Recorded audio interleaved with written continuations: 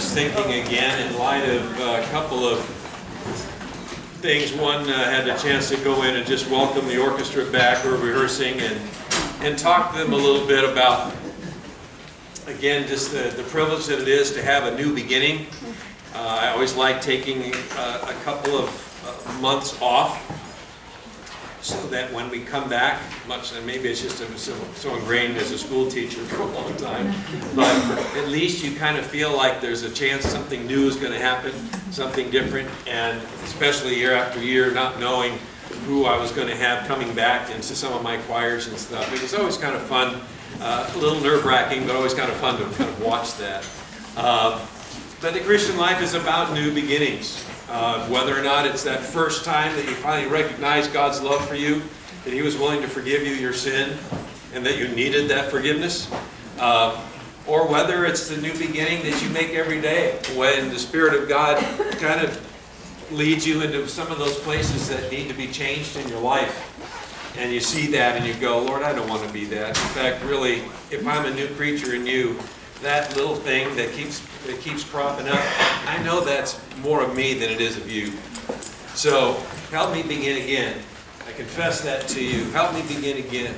So we have that as a new beginning time and time and time again in our lives, because I know one commentator has said that life is just a series of repentant moments.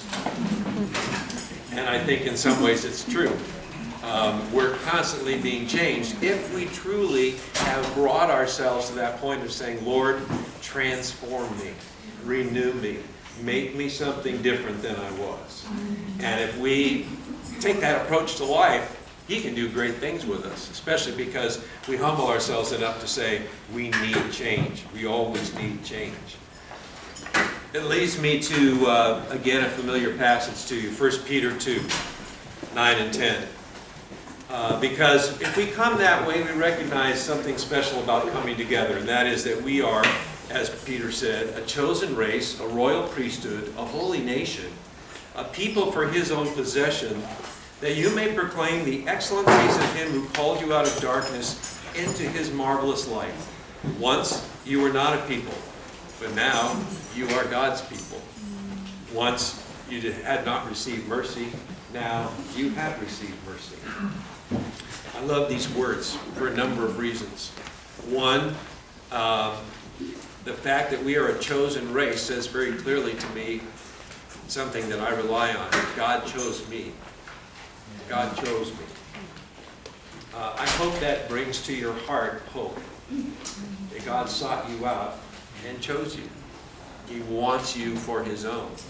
When I was younger, much younger, I was fairly self-focused, and there's still some pockets of that in my life. Not necessarily in a positive way. I don't think I particularly felt I was gifted, that I really measured up in a lot of ways, and maybe some of you can relate to that kind of self-focus in a negative sort of way. So just showing up for something, I was telling the orchestra that for like 7th grade boys' glee. They don't even have boys' glees anymore, I don't think. In 7th grade in a lot of places. But I walk into a room and, it's just like, I can't do this. That was just my inadequacies coming out. So it was always a step of faith for me to believe that there was anything that God would either see in me, or that God saw that He was going to place in me that could make a difference in His purposes for me. And when I finally recognized, much later in life, that those were the very things that God always saw in me, and that He chose me, not that necessarily just that He chose me, that He was willing to use me, that was an amazing thing. That was transforming for me in a lot of ways, because it really didn't matter what I thought of myself. What mattered was that God thought of me. And if God ever forgets you, you will not exist. But if He not only knows you, but chooses you, that's a great thing. Not only are you a chosen nation, or a chosen race, but you're a royal priesthood, which for me, especially in music, gave music a whole different perspective for me. Why? Because music can be very self-centered. I like to play piano, I like to sing, I like to whatever, you know. Or you can feel like it's for all those people who come to see me all the time. But when you recognize that you are a priesthood, that you're using music as an offering, that you're serving God with, that changed my whole perspective. And I think was really one of the things that drew me out of public school teaching and into full-time ministry. Because not only did I feel a release in that truth, but I wanted other people to feel that too. I wanted them to recognize, whether they were professional musicians or just people who were looking for something to serve in the church, something special could happen through that. They could experience what I believe is perhaps one of the greatest pictures of the church, and that is a choir or even an orchestra. All these individuals coming together, different gifts, where we all come together in something greater than what we have individually, we offer to God as an act of worship. We're that royal priesthood. And then we're a holy nation, which in my mind emphasizes something more than just our musical performance. It really accents the idea that it's not the style of music we sing, it's not even how well we do it. It has everything to do with the heart that's presenting it.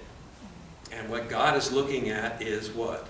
The heart. Man looks at the outward appearance, God looks on the heart. So there's an encouraging part of being part of a holy nation, because we know as Christ followers, God has reached out and He has robed you in the righteousness of His Son. He's not looking necessarily at what you came with. He's looking at what Jesus gave you. And you wear that now. You wear His righteousness, His holiness. But as a holy nation, we then respond to God out of holiness.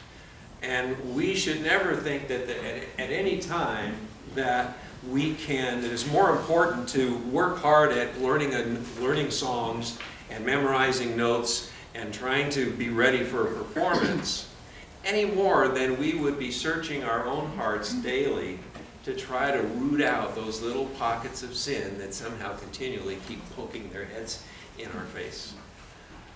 Because that's what a holy nation does. It doesn't settle. It doesn't pretend that we can come and be here. And you know I'm speaking truth. We can pretend we're holy people. And we can have the worst things going on behind the scenes. I hope that's not true of us, but I know it is true of human beings. And I know it's happened in the church. Why? Because churches like Grace Baptist have care groups for people who have been injured by other people in church. That's a reality. So we have to focus on living holy lives. And as a group, I hope that would be our part of our work together. We proclaim the excellencies of God, and what we proclaim is not just who He is, but what He's doing. We represent His story, the gospel story, if you will. And each of us has a part. Each of us has a musical part, but each of us has a part that we play in God's story. It's the gospel working in you and through you to transform you. When you lose sight of the fact that God possesses you and that He's put you in His story rather than it's all about your story, what happens is you start to be so much more focused on yourself. You recognize in the heaviness of all of the things that are going on in your life and the things that aren't right and the things you wish were better and all that kind of stuff.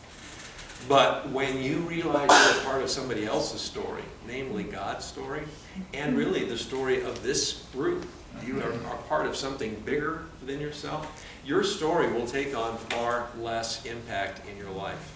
And it will be far less distracting because you know God's using you in a bigger way.